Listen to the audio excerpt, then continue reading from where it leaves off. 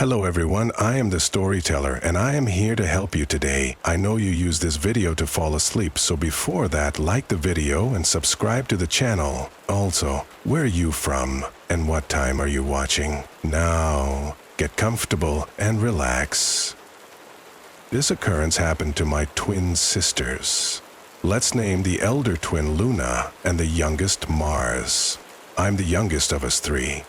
They were 24 and I was 20 at the time. It was around January 2013, the day before this incident. My mother, my two aunties and uncle, right along with my nephew, Luna's son, had a vacation trip to Province. We were asked to stay at one of my auntie's house to watch for it, since several of my auntie's neighborhoods reported robbery in their place and that they are going back after almost a week from the trip. The house is two-story. The first floor has a praying room, a bedroom, a restroom, and a kitchen.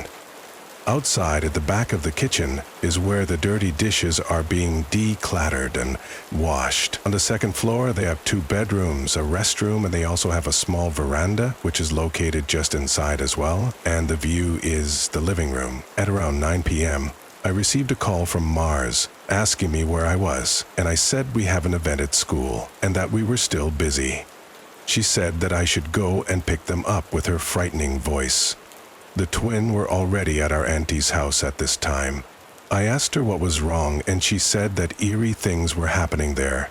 Since I know that there are strange things really occurring in that house, I went and go straight to them. As I stepped inside the gate, I suddenly get this weird feeling that something's not right. I walked several steps before reaching the house, and as soon as I get inside, the heavy feeling I already feel doubled up. The ambience in the living room was just so dimly while all of the bright lights were on. Anyway, I heard that the radio. I also noticed that Jay, who was Mars' boyfriend at the time, was also there. Was hyperventilating, and he's really having a hard time breathing but still can manage. When we were leaving, we checked and locked all the windows and doors but left the radio on. When we got home, I asked them what really happened, and though they were all still shaken up, they managed to tell me this story. For a long time, Luna, Mars, and Jay went to our auntie's house straight from work. After taking dinner, Mars and Jay were about to clean the dirty dishes. This is where it gets creepy. They were about to go out at the back of the kitchen when the prayer room's door suddenly jerked open, as if someone opened it and peeked from the inside. It was very dark inside the room, and nobody was in the house other than the three of them. Mars went to it and closed the door. As per Jay's enduring hyperventilation when in distress, Mars and Luna chose to ignore what happened and assumed that it was caused by the wind, albeit they both knew that the windows of that room are always close. The twin knew that eerie things happens in that house. When Mars turned her back in an attempt to go, the door jerked open again. At this point, they all stood silent. Mars was shaken but closed the door again anyway and headed straight outside with Jay. This time was where she called me to go pick them up. After all that's been done, they all took a rest in the living room. Take note that all the cleaned utensils and stuffs were all placed in a basin. That is how they dry them up first before placing to the dinnerwares cabinet. They used very few dinnerwares, so the basin wasn't jam-packed. That's when they suddenly heard one of the utensils fell on the ground. There were no pet animals in the house that could have played on the basin. No one dared to check what was outside, and they all ignored it again. After a few minutes, another utensil fell on the ground. This was where they all get even more terrified. The twin sisters decided to open the radio at full volume, where Veritas is playing. Veritas is a Catholic radio channel where prayers are being broadcasted. A half an hour ago, that was when I arrived at the house. Quimberis, we never set foot again in that house after that incident. Later we heard that one of my cousin was sitting on the sofa in the living room. The floor has these shiny tiles that the ceiling becomes discernible. While he was sitting, he was looking at the tiles and saw a figure peeked from the veranda on the second floor. When he looked up to see who it was, the figure was already gone. He then asked our aunt if someone else was on the second floor, but nobody was in there. We saw this figure and we cried out. I only spoke pleasantly. When I was disturbed, so I heard the figure begging. My cousin described the figure like an old small woman. So the house was basically an abortion house before my aunt bought the lot, and that's what explains this whole eerie and strange things happening in that house. We heard a lot more of them, but those are another stories. I'm sorry for this long post, but if you take the time to read, thanks so much. Shadow at the door. The old house stood alone at the end of Willow Lane, its dark silhouette etched against the gray evening sky. It had been abandoned for years, a place whispered about in hushed voices by the townsfolk. But tonight, it was no longer empty. Jacob Carter adjusted his duffel bag and stared at the house with a mix of excitement and unease. As an urban explorer and journalist, he had seen plenty of derelict buildings, but something about this one felt wrong. The locals claimed it was cursed, that those who entered never came out the same. He dismissed it as superstition, but as he stepped onto the porch, the wood groaned beneath his weight like a warning. The front door, oddly enough, was ajar. He hesitated before pushing it open, the rusted hinges shrieking in protest. Dust swirled in the dim light of his flashlight, revealing a grand but decayed interior. Furniture lay covered in white sheets like ghostly figures, and the air carried the scent of mold and neglect. Jacob pulled out his camera and started documenting the house. "Everybody!" His footsteps echoed as he moved through the rooms, each filled with relics of a past life. Photographs, trinkets, furniture too heavy to move. But the unease in his chest deepened when he found a series of photographs pinned to a wall in the study. They were old, sepia-toned, and depicted different people standing at the front door of the house. All of them had the same expression, wide-eyed terror. A chill ran down his spine. He stepped closer, his flashlight flickering. Then he noticed something more disturbing.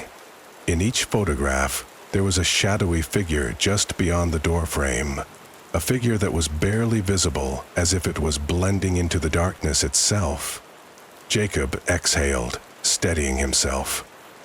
"Just a trick of the light," he muttered, snapping pictures of the photos. But as he turned to leave the room, a floorboard creaked behind him. He spun around, his heart hammering. The room was empty. The house settled with soft, eerie groans. But Jacob wasn't convinced he was alone.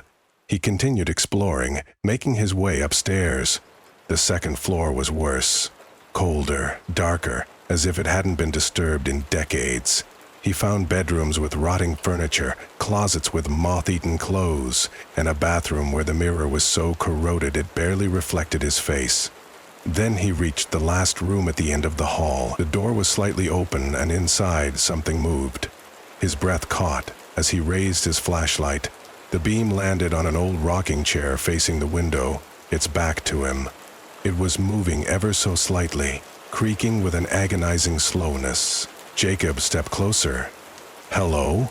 His voice wavered. The chair stopped. Silence pressed down on him.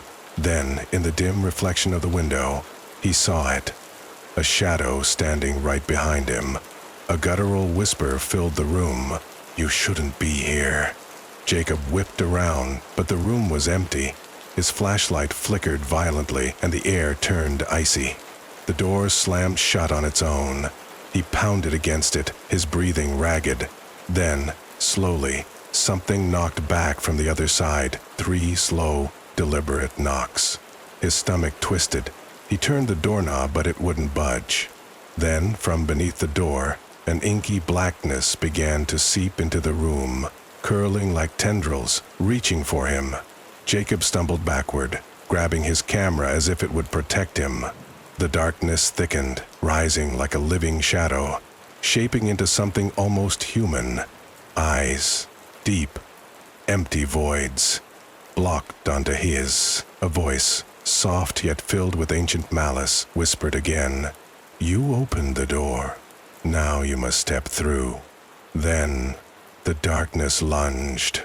So it was in December 2018. I was watching the snow pour from the sky and felt kind of bored, so I thought, hey, it's snowing, I'm bored.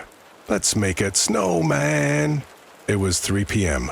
Not the middle of the night where horror stories usually begin, but even in broad daylight, I felt paranoid that something might happen to me. To ease my nerves, I called my friend Jess over. He agreed and said he'd arrive at my house by 2:50 p.m. 2 hours later, he finally showed up. We put on our winter clothes and headed out. The nearest snowfield was about 6-10 minutes away. As we trudged through the snow, the crisp air bit at our skin, but excitement kept us warm. Once we arrived, we immediately started rolling snow into large spheres. We had everything we needed: a carrot, some coal, and a scarf to make the perfect snowman. But before we could finish, something unexpected happened. A knife whizzed past Jess and embedded itself into the snowman's head. Jess turned to me, eyes wide. "Kai, did you throw that knife?" "No. Why the hell would I have a kitchen knife?" I snapped back, my heart pounding. Then, a quiet, feminine voice greeted us. "Hello, young boys." We were 16. Not exactly kids, but not exactly adults either. Turning around, we saw a woman with the biggest, most unsettling grin on her face. In her hand was another knife, and this one was stained with something dark.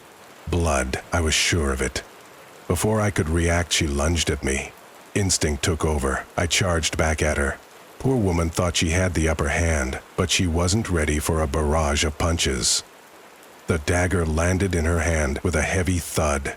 As it hit her chest, after knocking her unconscious, I grabbed her knife in case there were more attackers. When I turned to Jess, my stomach dropped. 2 other women stood near him, each gripping a knife, their eyes locked onto my friend in a silent, chilling stare.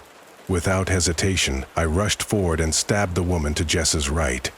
Jess, fueled by adrenaline, pummeled the third woman into submission. After we subdued them, we immediately called the police. When authorities arrived, they identified the women as escaped mental asylum patients. Turns out the blood on the first woman's knife belonged to my older cousin.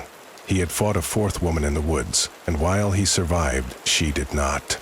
The most chilling revelation? The women had been living in the forest for weeks. It would have been great to know that before we wandered into that snowfield. So, lesson learned, bring people with you if you're going somewhere near the woods. Daylight or not, you never know what's lurking out there.